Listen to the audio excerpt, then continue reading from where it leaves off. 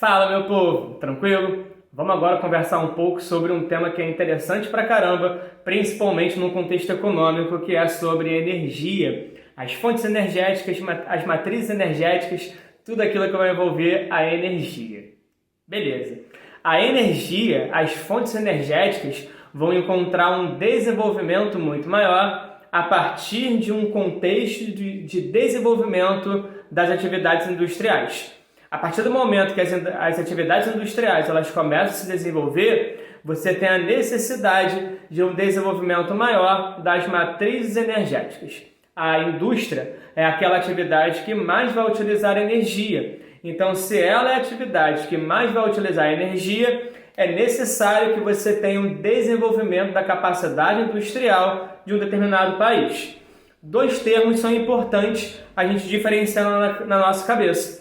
A diferença entre matriz energética e matriz elétrica. Quando eu falo de uma matriz energética, eu estou falando de tudo aquilo que é utilizado para gerar energia, que não necessariamente é energia elétrica. Exemplo, quando você se desloca pelo território, você vai utilizar um meio de transporte. Esse meio de transporte vai utilizar energia que não necessariamente é energia elétrica, pode ser energia a combustão, mas você vai se deslocar pelo território.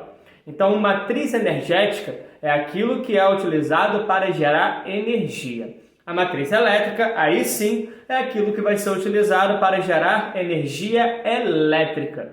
Quando eu falo do consumo doméstico, esse consumo doméstico vai utilizar uma fonte elétrica para gerar energia.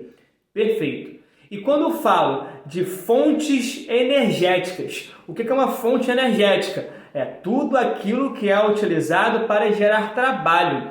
E dentre essas fontes energéticas, eu posso ter fontes renováveis e fontes não renováveis para gerar uma economia muito mais dinâmica de um determinado país.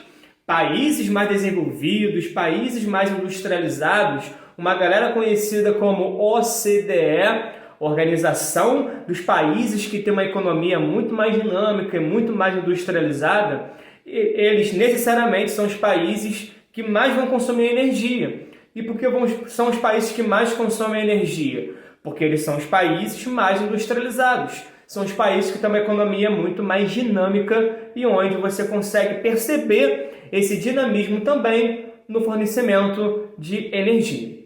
Beleza. Se tratando do consumo energético mundial, a gente pode perceber um crescimento muito elevado daquilo que é conhecido como as fontes renováveis. E você continua tendo uma utilização muito grande do petróleo. Vamos lá. O que são essas fontes renováveis ou não renováveis? Fontes renováveis são aquelas que são renovadas pela natureza num curto período de tempo. A exemplo da água, a exemplo do sol, a exemplo do ar. Isso são fontes renováveis. E o que são fontes não renováveis? São aquelas que demoram muito tempo para ser reposto pela natureza. A exemplo do petróleo. O petróleo continua sendo a fonte mais utilizada no mundo todo. Maneiro. Mas as fontes renováveis têm tido um crescimento muito acentuado nas últimas décadas. E por que você consegue perceber um crescimento acentuado das fontes renováveis nas últimas décadas? Primeiro, pelo receio do esgotamento das fontes não renováveis, já que elas demoram muito tempo para ser reposto pela natureza. E um segundo período, um segundo momento, um segundo fator que faz com que se utilize bastante as fontes renováveis: a poluição. Conflitos mundiais envolvendo combustíveis fósseis e também conferências climáticas faz com que agora tenhamos uma necessidade maior de uma diversificação maior das fontes de energia. E aí é quando é utilizado e é procurado as fontes renováveis. Dentre elas, e aquela que mais tem uma presença, é a fonte hidráulica. Podemos perceber que o petróleo continua sendo o principal motor da indústria no mundo todo, inclusive no Brasil. Mas o petróleo passou por crises. Essas crises são respondidas e também explicadas através daquilo que é conhecido como choques do petróleo. E o que são esses choques do petróleo? São processos onde o preço do petróleo vai oscilar no mercado mundial. E essa oscilação do preço do petróleo no mercado mundial vai acontecer por alguns fatores.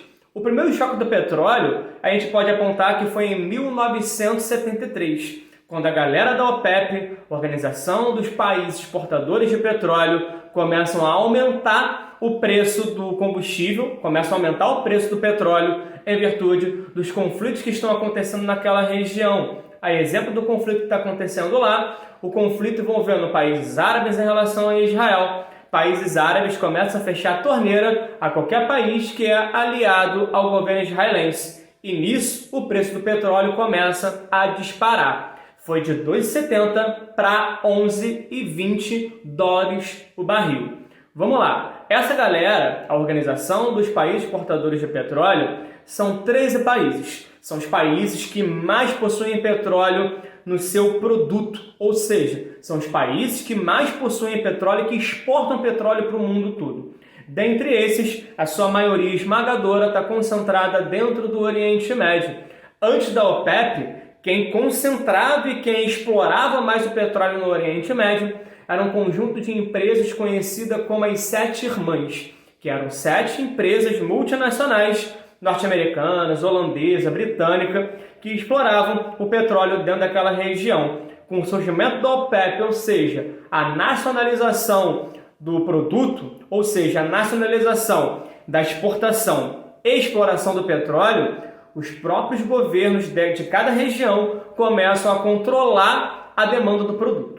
Então, em 73, é quando a gente começa a perceber esse primeiro choque do petróleo. A gente começa a perceber o primeiro aumento do preço do petróleo de forma vertiginosa. Em 79, no Irã, você tem um momento conhecido como Revolução Islâmica. A Revolução Islâmica quando rolou uma mudança do governo lá dentro daquele território.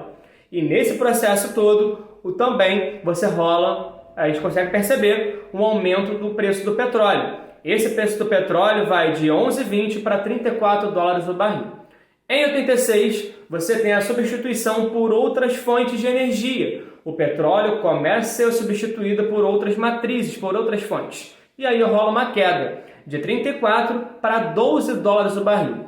Em 1990, rola uma paradinha chamada Guerra do Golfo. Nessa primeira Guerra do Golfo, novamente, em conflitos que estavam estourando no Oriente Médio, o preço do petróleo volta a subir, vai para 40 dólares o barril. Chegando ali de 2000 a 2009, rola invasão no Iraque, no Afeganistão. Novamente o preço sobe, vai para 93 dólares o barril.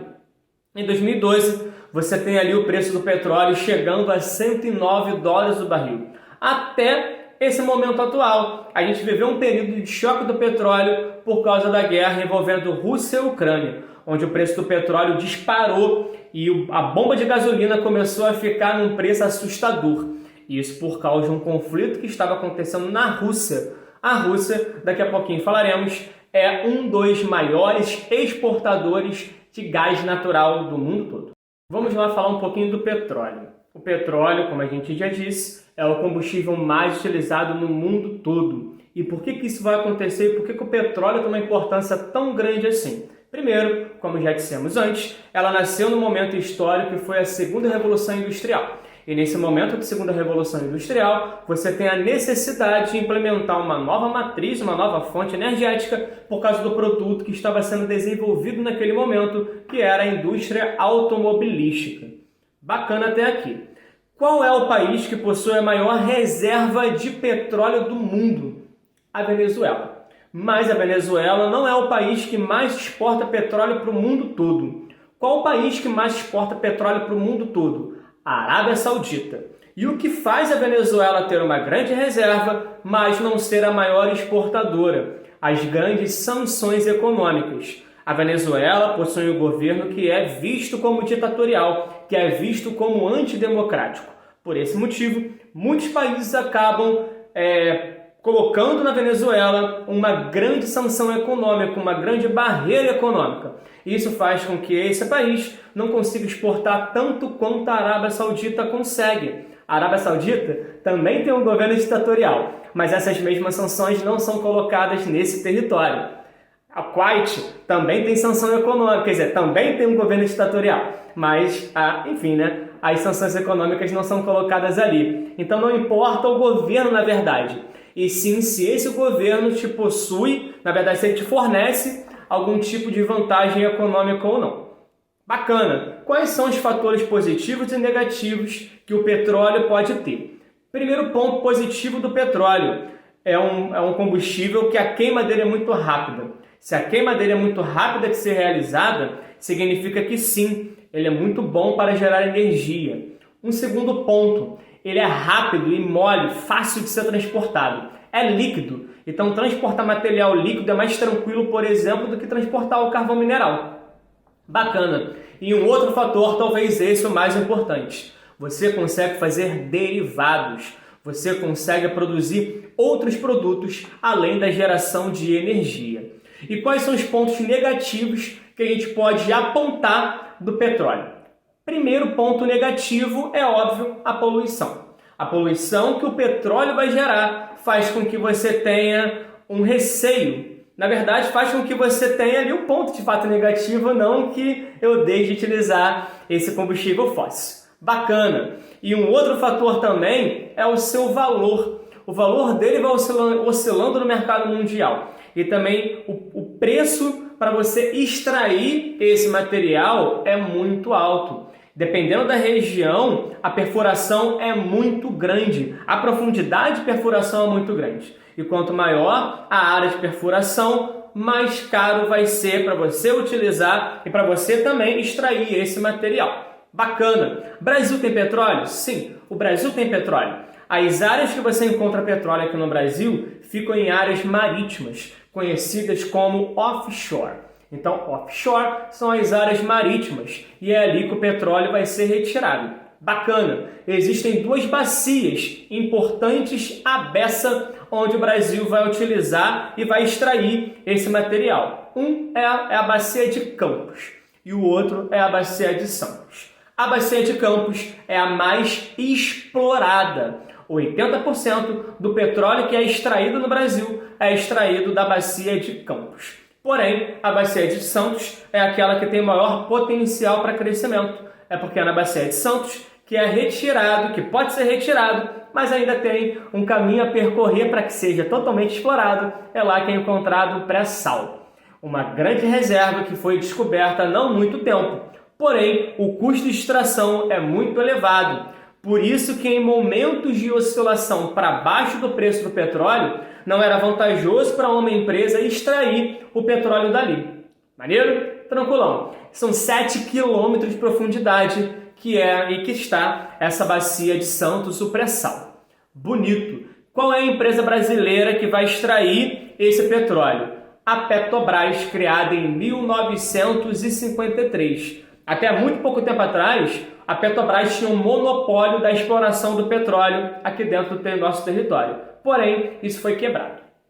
Bacana! Um outro combustível, uma outra fonte não renovável será o carvão mineral. O que é o carvão mineral? O carvão mineral também é um combustível fóssil, porém, a reserva que existe aqui no Brasil não é tão grande comparado ao petróleo. Bacana? Quais são as áreas onde eu consigo encontrar carvão mineral aqui no nosso território? Lá na região sul, um local chamado Cinturão Carbonífero. Então eu tenho petróleo ali, pegando ali o sul de São Paulo, passando ali por Santa Catarina, chegando até o Paraná, até o Rio Grande do Sul. Ali são as áreas onde eu encontro esse carvão, essa reserva de carvão aqui no nosso território. Legal! Sendo que esse nosso carvão é um carvão de baixa qualidade. É um carvão que ele é muito complicado de ser utilizado. E aí, por isso, a gente vai pegar muito mais esse carvão e utilizar não tanto para algumas atividades industriais. Legal? E se tratando de mundo, onde e qual é o país que mais vai utilizar carvão mineral? A China. A China é a maior produtora e a maior que possui a maior reserva de carvão mineral. Então é a que mais explora e a que mais produz. China é a parada. Tranquilo? Uma outra fonte não renovável vai ser o gás natural. E aí, o que é o gás natural? O gás natural também é um combustível fóssil. Onde eu vou encontrar o gás natural aqui no Brasil? Nas mesmas áreas onde eu encontro o petróleo. Bacana, show de bola. Sendo que a gente, Brasil, tem um acordo para comprar gás lá da Bolívia. Gasodutos que saem da Bolívia e chegam até aqui o Rio de Janeiro. Esse processo é conhecido, esse acordo é conhecido como gás-bol. É o gás que sai lá da Bolívia e chega até o nosso território. Qual é o país que mais produz gás natural? Os Estados Unidos é o país que mais produz gás natural, seguido da Rússia. Falamos ainda há pouco que a Rússia está em guerra agora com a Ucrânia. E essa guerra da Rússia com a Ucrânia faz com que o preço mundial do gás natural dispare. Aumentou assustadoramente, assim como qualquer outra fonte fóssil para a geração de energia.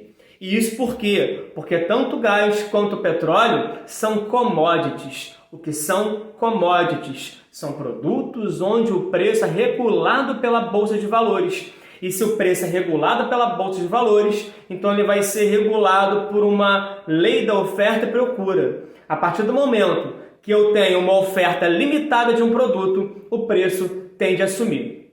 Beleza? A subir. O território que mais tem passado perrengue em relação à crise do gás por causa da guerra entre Rússia e Ucrânia é a Europa, porque existe uma dependência gigantesca do território europeu, da área da Europa Ocidental, em relação ao gás que sai da Rússia e chega até o seu território. Bacana até aqui? Os Estados Unidos serão o maior produtor de gás natural no mundo todo, seguido da Rússia.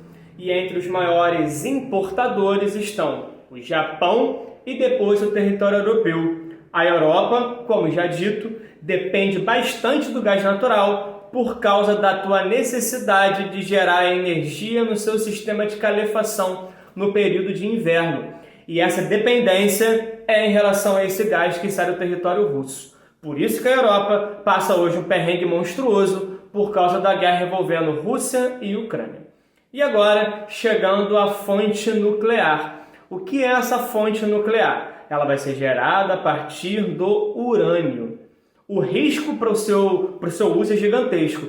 Por isso que existe uma limitação e uma investigação muito minuciosa em relação aos países que utilizam dessa fonte.